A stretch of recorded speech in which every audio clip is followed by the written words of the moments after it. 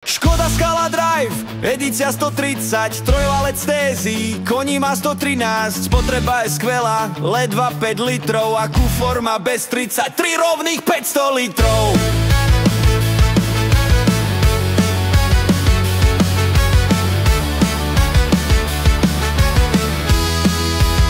Ľudové auto dneška, to je Scala Drive. Má všetko, čo treba, technológie aj vibe. Svetla, ledky, klíma, displej v pruhu drží smer. Len jedno by som zmenil, kamarát, to mi ver. Manuál preč, a automat by som tam dal hneď.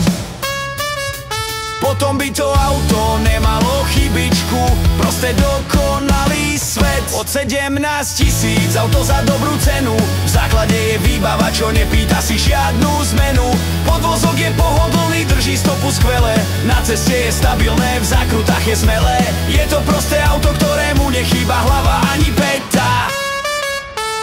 Voľba rozumu do tohto bláznivého sveta.